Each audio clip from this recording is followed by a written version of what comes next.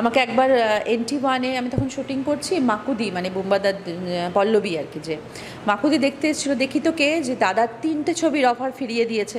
নিশ্চয়ই জয়দা অলওয়েজ ওই সময় একটু টেনশনে থাকতো। হ্যাঁ, এখনো টেনশনে থাকে যে এই বুঝি হাত ফসকে গেল। সেটা তো আমার আত্মীয় স্বজনরা এই কথাটা বলে, এই বুঝি হাত ফসকে গেল, সেটা কখনো স্বীকার করে না, কিন্তু টেনশন এখনও থাকে, মানে অন্যরকম টেনশন, মানে এমনটা নয় যে হাত ফসকে গেল টেনশন, এখন ঠিকমতো পৌঁছতে পারলে তো, ঠিকমতো গেলে তো, মানে এটা সব সময়ই ওর থাকে। এটা কেয়ার, এটা কেয়ার, হ্যাঁ কেয়ার কেয়ার। হ্যাঁ, আর ওই এজ মানে আমাদের সাধারণত বলে যে যদি আমরা ক্লাসমেট হই, সেম এজ হলে অনেক সময় দেখা যায় মানে নিজেদের ভিতরে বোঝাপড়াটা একটু ট্রাবল, কারণ কি কেউ কাউকে সম্মান করতে পারে না, এইগুলো লোকে বলে, মানে তু ম্যায় একটা ব্যাপার থাকে, বা ওই একটা কথা আছে না, হাম কিসি সে কম নেই, সেটা আমাদের মধ্যে সাংঘাতিকভাবে আছে। এবং আমাদের বড়রা মানে আমার মাসিটা সেটা সবাই বলে যে তোরা যদি ঝগড়া না করিস তাহলে যেন মনে হচ্ছে তোদের লাইফটা ঠিকঠাক মতো চলছে না।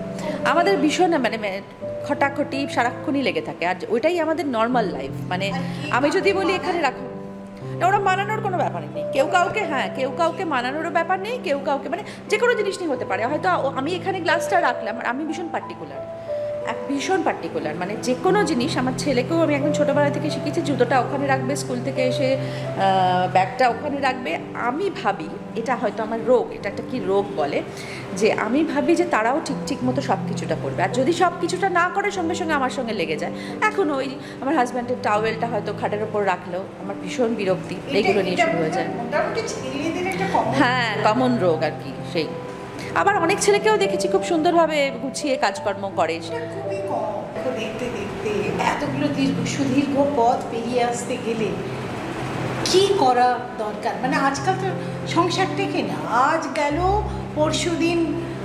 প্রথম কথা হচ্ছে ধৈর্য, প্রথম কথা ধৈর্য, যে জিনিসটার এখন খুবই অভাব, সেটা হয়তো মানে আমি সবাই মানে মানুষকে দোষ দিচ্ছি না, আমাদের এখন সময়টাই এরকম দাঁড়িয়ে গেছে যে ভীষণ চট করে আমরা সব জিনিসটা পেয়ে যাই, যেটা আমরা কখনো পাইনি।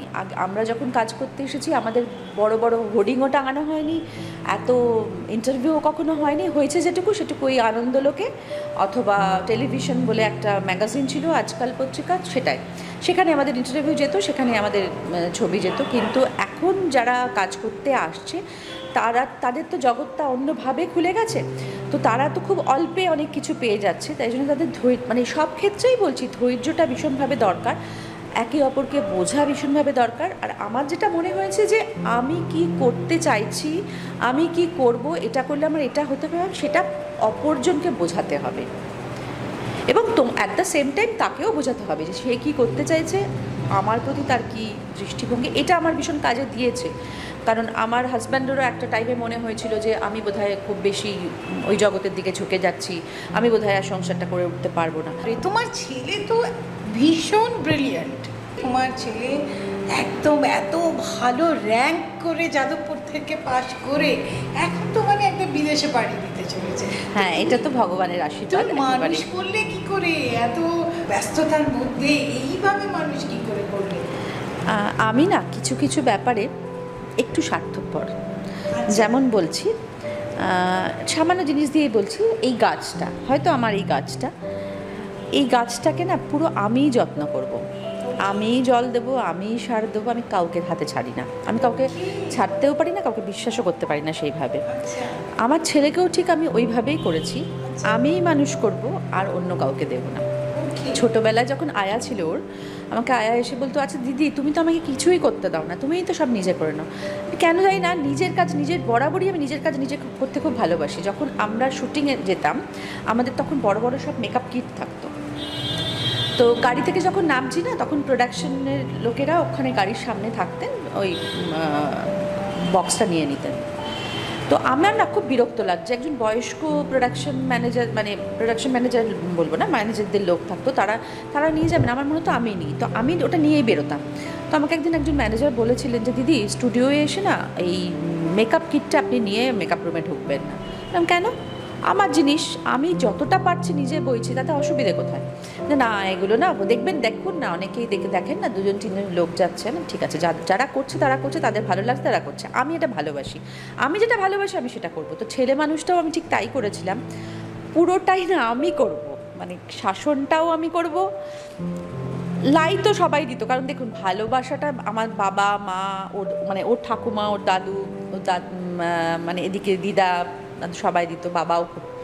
কিন্তু আমিও যেরকম ভালোবাসতাম, কিন্তু আমাকেও প্রচণ্ড ভয়ও পেত এবং জানতো যে মার কাছে নিয়মে থাকতে হবে। আমার এখনও আমি ভীষণ নিয়মের মধ্যে চলি ইন দ্য সেন্স না, আমার কীরকম সকাল থেকেই না সব কিছুই একটা আঁকার মতো, সব কিছুই মানে একদম ভীষণ রুটিন বলবো না, যে কাজটা করি আমি সেটা ভীষণ, মানে এটা আমি খুব ছোটোবেলাতেও শুনেছিলাম, এরা মানে রীনাদি মানে অপর্ণা সেন, উনি নাকি ঝাঁটটা যখন দেন সেটাও খুব সুন্দরভাবে দেন। কতগুলো জিনিস আমাদের মাথায় ঢুকে যায় না। আমি ঋতুদাকে দেখেছিলাম, ঋতুপর্ণ ঘোষকে, যে ঋতুদা নিজের কাজটা খুব সুন্দরভাবে নিজে করে।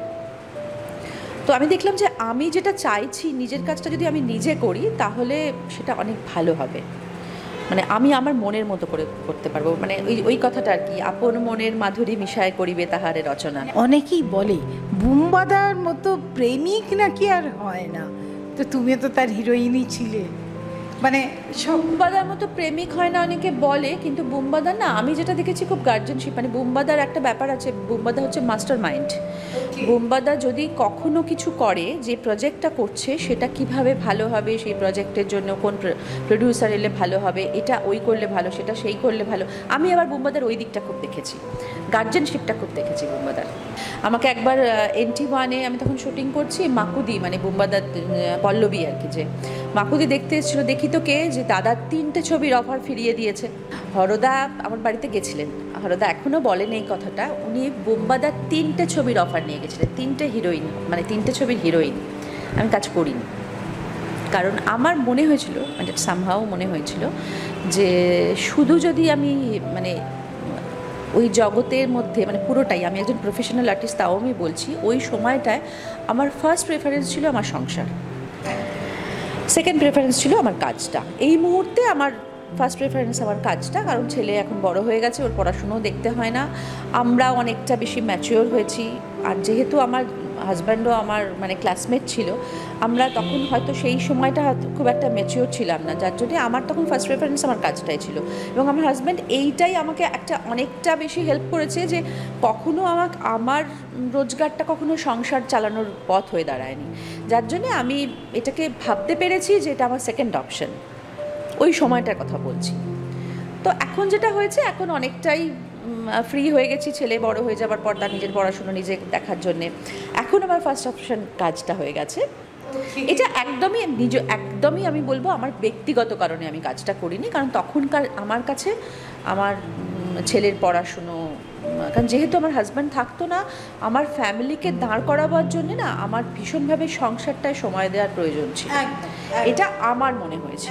জানি না সেটা তখন হয়তো অনেকেই বলে যে তখন হয়তো কাজটা করলে আমি কাজের দিক থেকে অনেকটা এগিয়ে যেতাম, তো সব সময় তো সব কিছু হয় না, এদিকটা প্লাস হলে ওদিকটা হয়। আজকে আমার ছেলে যে পড়াশোনায় এত ভালো হয়েছে, ও যে পড়াশুনো ভালো হলেই তো হয় না, মানুষের মতো মানুষ হওয়াটা খুব জরুরি, সেটা যে হতে পেরেছে হয়তো বা এমন যে আমি ওকে সঙ্গ দিতে পেরেছি বলে।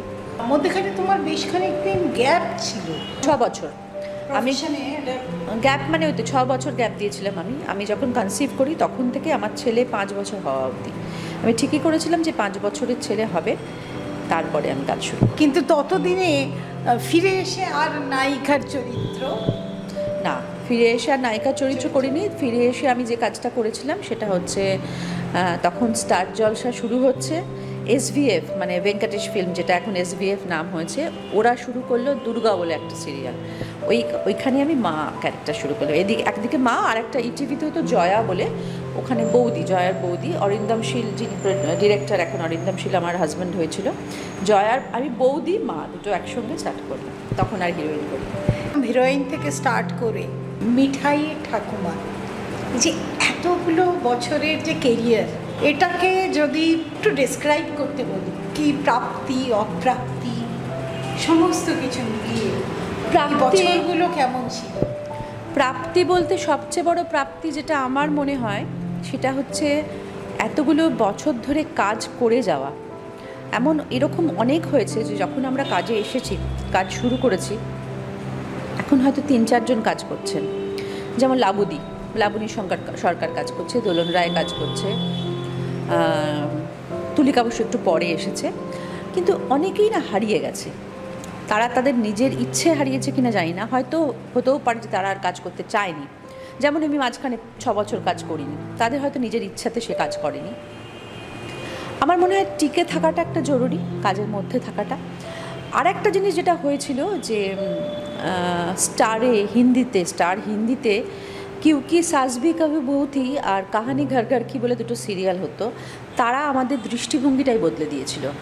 সেখানে দেখেছিলাম সাক্ষী তানওয়ার, কত বয়স তখন তার, 26-27 বছর বয়স, তখন সে মা করছে, তুলসী বিরানি মা হচ্ছে। তখন থেকে আমাদের কলকাতাতেও না যে আজকে এই ক্যারেক্টারটা সে করছে, ওটা করবে না, এই জিনিসটাই চলে গেল। যার জন্য যখন মিঠাইয়ের ঠাম্মির কথা আমাকে বলেছিল, প্রথমে আমি বুঝিনি, প্রথমে আমি ভেবেছিলাম হিরোর মা, কারণ তখন হিরোর মাই করছি আমি শুধু জিজ্ঞেস করেছিলাম ওদের যে আমার অপোজিটে কে আছে, বললো বিশ্বজিৎ চক্রবর্তী। তো আমাদের ফিল্মেরই লোক বিশ্বজিৎ চক্রবর্তী। বিশ্বজিৎ দাদার সঙ্গে আমি তার আগে অনেক কাজ করেছি, অনেক ফিল্মেও কাজ করেছি, সিরিয়ালও করেছি। বললাম ও আচ্ছা। আর হিরোকে বললো হিরো একজন নতুন, ওই যে আদ্রিত যে ছবি করেছে ও ছবিরই লোক। হিরোইনের নাম বলেছিল, আমি চিনতে পারিনি তখন। আমি জাস্ট এই দুটো জেনেছি। যখন এসেছি লুক সেট হচ্ছে, তখন শুনছি এ বলছে ও তো আমার মেয়ে হবে, ও বলছে ছেলে, তখনও জানি না। মেয়ে তাহলে আদ্রিত কি করছে? না, আদ্রিতে তুমি ঠাকুমা। যেই বলেছে আমি বলেছি আমি করবো না, প্রথমেই বলেছে আমি করবো না। তো আমাদের বৃষ্টি মেয়ে উর্বি বলে একজন ছিল যে ইপি, ও বললো যে না কেন তুমি করবে না কেন, এই ক্যারেক্টারটা একদম অন্যরকম ক্যারেক্টার, সে নাচ গান করে, সে ভীষণ মানে আধুনিক একজন ঠাকুমা। তো আমি ওকে তাকিয়ে বললাম যে না তুমি বলছো বটে, কিন্তু ঠাকুমাই তো। রাতে কী হয়েছে স্বাগতাদি? ও আমাকে বললো রাতে কী হয়েছে স্বাগতাদি? বললাম যে না কিছু হয়নি, এটা ঠিক কথাই। মানে দেখো রাসমণিতে তো ও এত ছোটোবেলাতে, দেখো সেটা একটা জার্নি। রাসমণি যখন শুরু করেছিল আস্তে আস্তে সে বয়সের ক্যারেক্টার, এটা তো তা নয়। তোমার মনে হচ্ছে যে এটা, হ্যাঁ, কিন্তু কাজটা করতে গিয়ে দেখেছি যে সত্যি ভীষণ এনজয় করেছি, 1 নম্বর। 2 নম্বর হচ্ছে এখন এত ছোট ছোট মেয়েরা কাজ শুরু করে দিয়েছে, কারণ তাদের পরে যারা মনে করুন তাদের মানে হিরোইন যারা করছে, হিরোইনের মারা যারা করছে, তারা তো ওই মানে 25+ তারা হিরোইনের মা, 30+ যারা তারা হিরোইনের মা করছে, আর ন্যাচারালি 40+, 50+ যারা হবে তারা ঠাকুমা করতেই হবে, কোনো উপায় থাকে না। কিন্তু তারপরে আমি জিতেই একটি কাজ করলাম, সে মিলি বলে একটা সিরিয়াল, তাতে আমি আবার মানে হিরোর 3-4টে বাড়ি ছিল, যাই হোক, ওটা ধ্রুব খানিকটা হিরো ছিল, জেঠিমা করলাম। ওটা ডিপেন্ড করছে কাজটা কিরকম আসছে। তারপর তো ওয়েব সিরিজ করেছো, এখন নতুন তোমাকে কিসে দেখতে পাবো? এই মুহূর্তে কথাবার্তা চলছে, একটা কথা আছে না, ব্যাটে বলে হলে শুরু করব। হ্যাঁ, এখনো এক্ষুনি মানে ফাইনাল কিছু করিনি। আর মিঠাই নিশ্চয়ই শেষ হওয়ার পরে খুব মিস করছো? হ্যাঁ, ভীষণভাবে। ওটা সত্যি আমাদের একটা পরিবার। এই যে আদ্রিতের বিয়ে হলো, এত হই করেছি আমরা, মানে ভিডিওগুলো দেখলে দেখা যাবে যে আমরা মনে হচ্ছে যে আমরাই বোধহয় বর নিয়ে ঢুকছি। তাই। আচ্ছা, কৌশানী আর আদ্রিতের রিলেশনটা নিয়ে আমরা তো অনেক কিছু শুনছি বা কিছু, তার মধ্যেও অনেকেরই কানাঘুষো, যেটা মানে অনেকেই বলছে যেটা যে সৌমিত্রের সঙ্গে আদ্রিতের একটা রিলেশন হয়েছে। কানাঘুষো, দেখুন আমার তো যেটা মনে হয় যে গসিপ তো গসিপই। কাজকর্ম করতে গেলে মানে একটি হিরো এবং হিরোইনের যদি গসিপ হয়, আমার মনে হয় কাজটা সেটা আরও বেশি ভালো হয়। এটা ঋতুদা এখন চলে গেছে, ঋতুদা সবসময় বলতো যে হিরো হিরোইনের মধ্যে যদি গসিপটা হয় সেই কাজটা অনেক ভালো হয়, 1 নম্বর। 2 নম্বর হচ্ছে লোকেও সেটা দেখতে চলে আসে। তো সেই হিসেবে আমাদের মিঠাইতে আমাদের হিরো এবং হিরোইনে সৌমি এবং আদ্রিতের ওদের কেমিস্ট্রিটা এত ভালো ছিল, সবাই না মানে ভীষণভাবে এত ইনভলভ হয়ে গেছিলো, তারা মনে করতো যে সৌমির সঙ্গে আদ্রিতের বিয়ে হলেই বোধহয় ভালো হয়, এবং তারা সেইভাবে রিভল্ট করতো যে কেন নয়। এখন দেখুন আমার কাছে সৌমিও সমান আদুরের, আদৃত সমান আদরের। দুজনের সঙ্গেই খুব ভালো সম্পর্ক, এবং সৌমির সঙ্গে কিন্তু আদৃতের সত্যি সত্যিই কোনো প্রেম ছিল না। সৌমি তৃষা এবং আদৃতের প্রেম আছে, এবং ওরা দুজন হিরো হিরোইন করেছিল। আমি তো বলবো ভালো, তারা এত সুন্দরভাবে তাদের কেমিস্ট্রি ফুটিয়ে তুলেছে। অনেকেই আবার বলছে যেহেতু সৌমি তৃষা মানে বিয়েতে উপস্থিত ছিল না, ও তো ছিল, এখানেই ছিল না, সেইটা ও কলকাতাতেই ছিল না, ও কাজ করতে ও শিলিগুড়িতে ছিল। কৌশাম্বী আর আদ্রিজের যে প্রেমটা, ওটা কি যখন মিঠাই চলছিল? হ্যাঁ হ্যাঁ, মিঠাই শেষের দিক থেকে। হ্যাঁ, আচ্ছা, সেটা আমরা সবাই জানতাম সেটা। ধীরে ধীরে আমরা বলতাম যে তোদের বিয়ে হলে আমরা সবাই খুব এনজয় করব। মিঠাইয়ের পরেই তো আমরা দেখতে পেলো সৌমি তৃষা এত বড় একটা স্কোপ পেলো ফিল্মে, হ্যাঁ, দেবের ইয়েতে অপোজিটে। কিন্তু অনেকেই তারপরে বললো যে ভীষণ অহংকারী হয়ে গেছে। মানে আমিও দেখেছি নেটিজেনদের, মানে শুনেছি বা বেশ কিছু জায়গায় বলেছি যে কমেন্ট করছি যে হয়ে গেছে। আমরা খুব একটা ফিল করিনি। মানে অহংকারী কি অর্থে, যে আমি ছবি করছি বলে? যদি সত্যি মানে দেবের অপোজিটে গিয়ে আমি একটা রোল করলাম, এত লিড রোল করছি বা হিরোইন হয়ে গেলাম, এই জন্য আমি তো বলবো ওর যদি মানে দেবের এগেন্সটে যে কাজটাও পেয়েছিল সেটা ওর মানে কি বলবো, অত্যন্ত মানে গুণী শিল্পী একজন সৌমি তৃষা, বাচ্চা মেয়ে কিন্তু খুবই ভালো কাজ করে। ওর এটা ব্রেকটা তো খুব ভালো হয়েছে, ওর জন্যে খুব ভালো হয়েছে যে একটা সিরিয়াল শেষ হতে হতেই ওটা কাজে লেগেছে, এবং অ্যাট দ্য সেম টাইম প্রডিউসারেরও খুব কাজে লেগেছে। কারণ প্রডিউসার তো চেয়েছিলেনই যে এমন একজন হিরোইনকে নেওয়া হোক যে পপুলার, ওর ফেসটা ভীষণ পপুলার ছিল সেই মুহূর্তে। তো সৌমি তৃষা এখন নিশ্চয়ই আরও কাজ করবে, ওর আগামী কাজের দিকে তাকিয়ে থাকতে হবে আমাদের কি ভালো করছে। তোমাদের মিঠাইয়ের জনপ্রিয়তা মানে আকাশ ছোঁয়া হয়ে গেছিল। এটার সঙ্গে আমি সব সময় একমত নই। তার কারণটা হচ্ছে, আমি ছোটদের কথা বলছি না, আমি বিশ্বজিৎ দা, কৌশিক, লোপামুদ্রা, আমরা আগে এত জনপ্রিয় সিরিয়াল করে এসেছি। এই মুহূর্তে হয়তো ইনস্টাগ্রাম ফেসবুকের জন্যে মনে হচ্ছে আমরা কম জনপ্রিয়তার মধ্যে দিয়ে যাইনি। যখন দুর্গা করেছি সাংঘাতিক জনপ্রিয়তা পেয়েছি, যখন আমি গানের ওপারে করেছি গানের ওপারে সাংঘাতিক জনপ্রিয়তা পেয়েছি, যখন আমি 7 পাকে বাঁধা করেছি তখনও জনপ্রিয়তা পেয়েছি। ভালোবাসা.com মানে সাংঘাতিক জনপ্রিয় একটা সিরিয়াল ছিল। তো আমরা কিন্তু জনপ্রিয়তা উপভোগ করেছি। হ্যাঁ, এটা ঠিক কথাই যে মানে আপনি যেটা বললেন যে নেটিজেন, তখন তো এই জিনিসটা ছিল না, নেট নাগরিক ছিল না, সেটার জন্য হয়তো সামনে এতটা আসেনি। কিন্তু আমরা ফিল করেছি জনপ্রিয়তার আজ আমরা পেয়েছি, তাদের ভালোবাসা পেয়েছি, তাদের ভালোবাসায় আমরা মানে কি বলবো যে আমরা আপ্লুত হয়েছি, অন্যরকমভাবে পেয়েছি। হ্যাঁ, হয়তো ওইভাবে পাইনি, ইনস্টাগ্রাম ফেসবুকের মাধ্যমে পাইনি, কিন্তু অন্যভাবে পেয়েছি। এবং তারা ভালোবাসেন বলেই তো আবার পরবর্তী একটা চরিত্রের জন্য আমাদের মানে অন্য মানে চ্যানেল থেকে বলে। তোমার আজকে বলুন না, আজকে বিশ্বজিৎ চক্রবর্তীর কি মিঠাই করে জনপ্রিয়তা হয়েছে? একদমই নয়, নাকি তোমার হয়েছে মিঠাই করে জনপ্রিয়তা? হ্যাঁ, ঠিক কথাই। মিঠাই আমাদের অনেক কিছু দিয়েছে ইন দ্য সেন্স আমাদের খুব ভালো ক্যারেক্টার দিয়েছে, আমাদের খুব সুন্দর একটা পরিবার, এক্সটেন্ডেড ফ্যামিলি যেটা বলে, আমাদের এত ভালো বন্ডিং সবার সঙ্গে হয়েছে। সবার মধ্যে ফোন করে, এই যে তন্নির মা মারা গেছেন, আমি ওকে বললাম ফোন করে যে তুই একটু সামলে নে, আমরা গিয়ে দেখা করবো তোর সঙ্গে। সৌমি ছুটে গেছে তন্নির বাড়িতে। এগুলো না তৈরি করা, যে ওর সঙ্গে ও আসলে কি, এটা আমি বলবো যে যেমন এখনই খুব মাঝখানে শোনা যাচ্ছিল যে অভিষেক রায়, ঐশ্বর্যা রায় বচ্চনের সঙ্গে অভিষেক বচ্চনের ডিভোর্স হয়ে যাবে। আদৌ তো নয়। আমাদের অনেক শুভকামনা রইল, স্বাগতা দিয়ে অনেক অনেক ভালো কাজ করুক, আর আমরা বারবার ঘুরে ঘুরে ওনার কাছে আসি যাতে আমরা ভাগ বসাতে পারি, আরও জানতে পারি। থ্যাংক ইউ সো মাচ, থাকুন আমাদের সঙ্গে, আর এরকম আরও অনেক ভালো ভালো গল্প শুনতে থাকুন। ধন্যবাদ। জীবনের স্বপ্নে আনন্দের ফেরিওয়ালা।